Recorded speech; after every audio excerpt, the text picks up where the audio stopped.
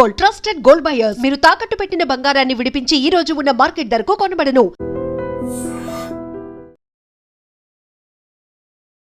నమస్కారం, welcome to I dream media. నేను మీ సంగీత.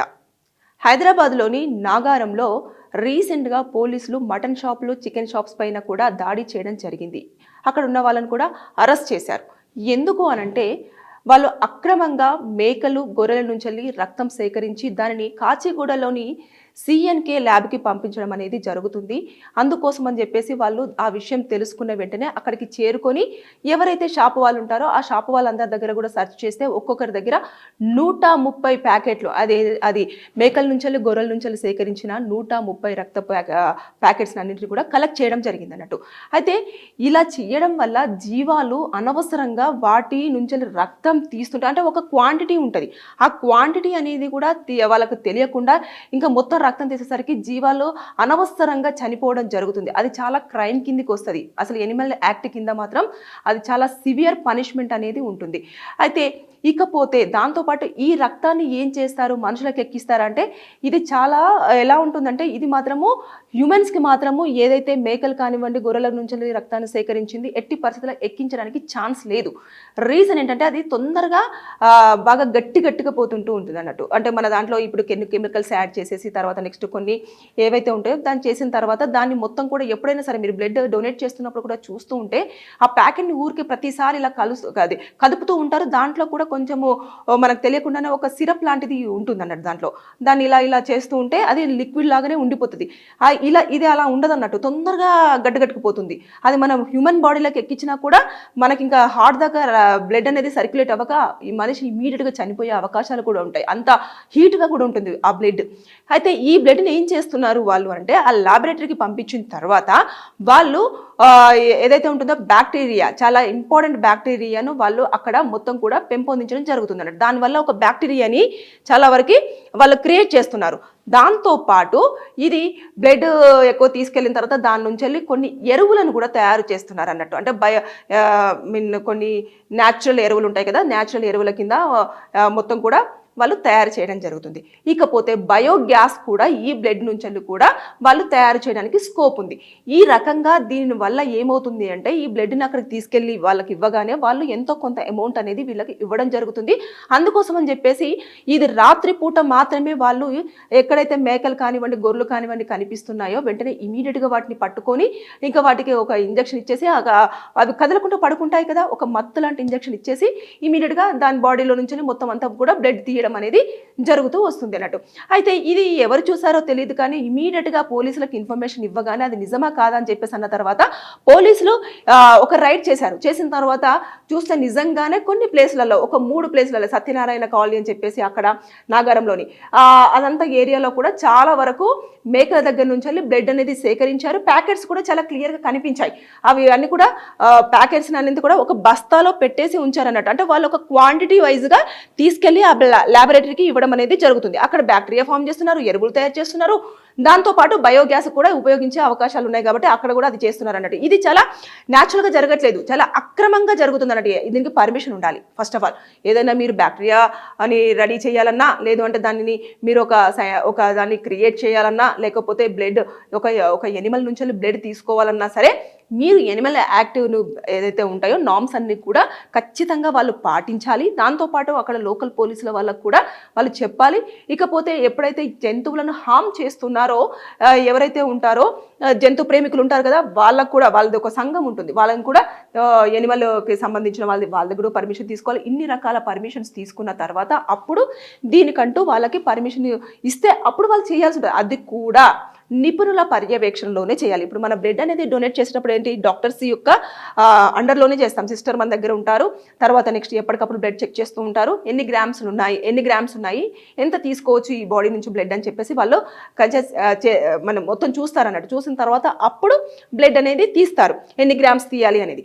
అయితే ఇక్కడ చూసుకుంటే అదంతా ఏమీ లేకుండా ఇంకా మూగజీవి దొరికిందంటే ఇంకా పడుకోబెట్టాలి, ఇంకా ఒక మత్తు ఇంజెక్షన్ ఇవ్వాలి, ఇమీడియట్గా ఆ బాడీలో నుంచి బ్లడ్ అంతా లాగేసేయాలి, ఒక ప్యాకెట్లో ఫిల్అప్ చేయాలి, వాళ్ళు ఒక సంచిలో నింపుకోవాలి, దాన్ని తీసుకెళ్లేసి ఎవరికైతే ఇస్తున్నారో వాళ్ళకి ఇచ్చేస్తే వాళ్ళు ఏం చేయాలో అది చేస్తూ ఉన్నారు. అలా దీనికి అమౌంట్ వస్తుంది కదా.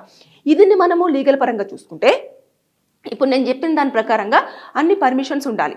ఇకపోతే గవర్నమెంట్ కూడా దీనికి పర్మిషన్ ఇవ్వాలి. మూగ జీవాలను హామ్ చేసిన అంటే మీరు ఎప్పుడైతే ఒక మత్ ఇంజెక్షన్ ఇస్తున్నారో అది దాన్ని హామ్ చేసినట్టే, అంటే సిరంజితో దాని బాడీలో గుచ్చుతున్నట్లు. తర్వాత పాపం దానికి తెలియదు, అంటే నా బాడీలో ఈ బ్లడ్ తీసేస్తే నేను చనిపోతాను అని చెప్పేసి అన్న విషయం కూడా దానికి తెలియదు కదా. అలాంటిది కూడా చేయకూడదు. తర్వాత నెక్స్ట్ ఎప్పుడైతే మత్తిస్తున్నారో అది కూడా డ్రౌజీనెస్లోకి పంపించేసి మరి బ్లడ్ అనేది కలెక్ట్ చేస్తున్నారు కాబట్టి అది కూడా క్రైమ్ కిందికి వచ్చే అవకాశాలు ఉంటాయి.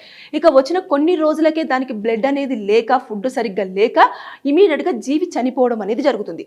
కాబట్టి దీని మీద దృష్టి పెట్టిన వెంటనే అక్కడ లోకల్ ఉన్న వాళ్ళు దీన్ని గ్రహించి ఇలా జరుగుతుంది అని తెలుసుకొని పోలీసులకు ఇన్ఫర్మేషన్ ఇస్తే పోలీసులు ఇమీడియట్గా రిక్కి చేసి తర్వాత నెక్స్ట్ మొత్తం కూడా ఎవరైతే ఉన్నారో వాళ్ళందరినీ కూడా దాదాపుగా ఇందులో 18 మంది వరకు కూడా ఇన్వాల్వ్ అవ్వడం జరిగింది. వారందరినీ అరెస్ట్ చేశారు.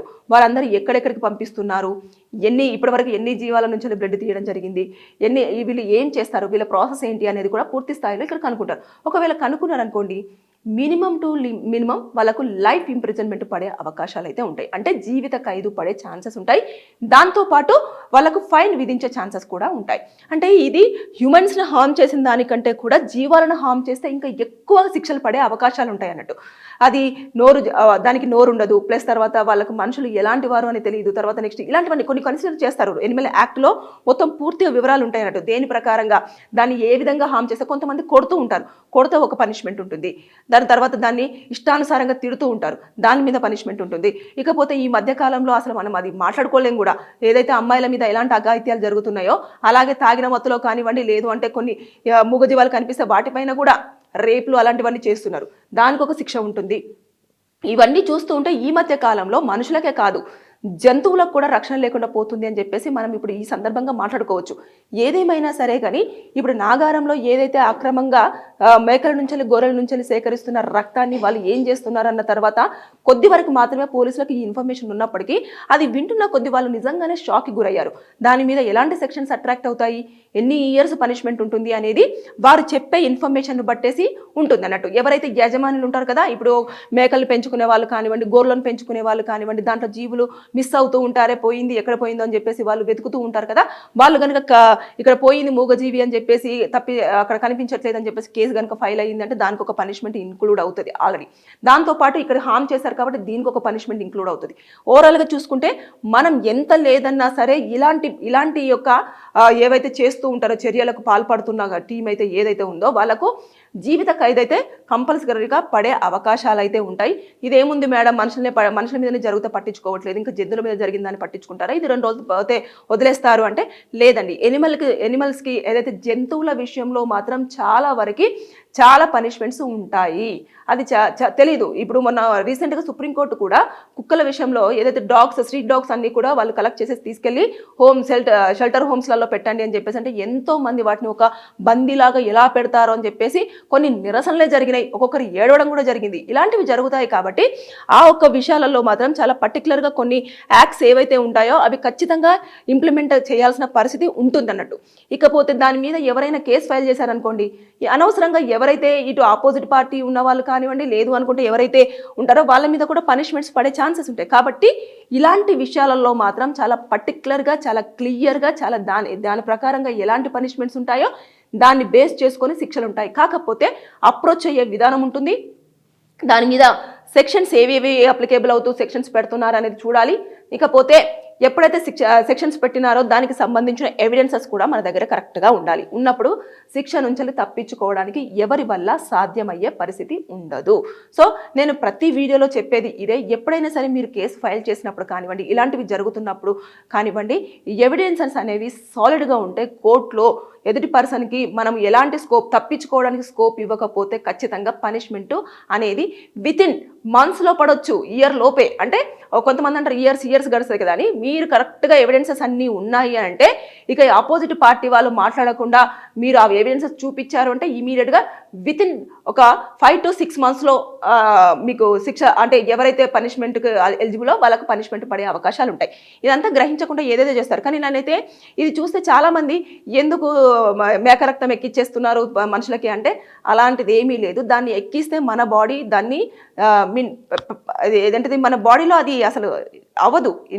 కాబట్టి దానికి ఉండాల్సిన ఏదైతే పర్సెంటేజ్ ఉంటుంది, తర్వాత నెక్స్ట్ ఏదైతే హీట్ ఉంటుంది, ఇవన్నీ కూడా మన బాడీ అనేది సపోర్ట్ చేయాలి, సపోర్ట్ చేయదు. కాబట్టి మనకు జంతువుల బ్లడ్ అనేది ఎక్కించడానికి కాదు, దానిని వాళ్ళు రకరకాల వాటికి ఇటు బ్యాక్టీరియాస్ కానివ్వండి, లేదు అంటే ఎరువులు కానివ్వండి, లేదు అనుకుంటే బయోగ్యాస్ కానివ్వండి, లేదు అంటే ఇంకా ఇదేనైనా ఇతరత్ర పరిశోధనల కోసం కానివ్వండి యూజ్ చేయడానికి మాత్రమే ఇలా అక్రమంగా దొంగిలిస్తున్నారు తప్పించి ఇంకొక దానికి మాత్రం కాదు అనేది ఇక్కడ స్పష్టంగా కనిపిస్తున్నప్పటికీ దీనిపైన మాత్రం చర్యలు చాలా కఠినంగా ఉండే అవకాశం ఉంది. వారు జీవితాంతం పనిష్మెంట్ తీసుకోవడానికి కూడా ఇప్పుడు ఎవరైతే 18 మంది ఉన్నారో వారందరూ కూడా ఖచ్చితంగా వారు ఏదైతే పోలీసులు షార్ట్ షీట్ వేసిన తర్వాత ఎవిడెన్సెస్ అన్ని కరెక్ట్గా ప్రొడ్యూస్ చేసినట్లయితే శిక్ష నుంచి తప్పించుకోవడానికి స్కోప్ అయితే లేదు. ఏదేమైనా సరే కానీ మనుషులకే కాదు, జాగ్రత్తగా ఉండండి. మీ ఇంట్లో ఉన్న జంతువులకు కూడా రక్షణ లేకుండా పోతుంది. కాబట్టి ఎప్పటికప్పుడు మనం తస్మాత్ జాగ్రత్తగా ఉండాల్సిన అవసరం ఎంతైనా ఉంది. Thank you. నిజంగా ప్రస్తుతం ఉన్నటువంటి సమాజం దేనికి ప్రయారిటీ ఇస్తుంది? ఆర్థిక సంబంధాల చుట్టూ మాత్రమే తిరుగుతుంది. మళ్ళీ ఎన్నికలంగానే చాలా విరక్తి కలుగుతాను. మంచి అనిపిస్తుంది కదా, లేడీస్ కూడా ఛాలెంజింగ్ జాబ్స్ చేసినప్పుడు చాలా బాగుంటది. ట్రాఫిక్ అసిస్టెంట్స్ గా నియమించిన ట్రాన్స్జెండర్స్ అందరితో సాల్యూట్ చేయించుకుంటున్నారు. ఫుడ్ డెలివరీ ఇవ్వటానికి వెళ్ళినటువంటి డెలివరీ బాయ్ అనిల్ పై కళ్ళ ముందు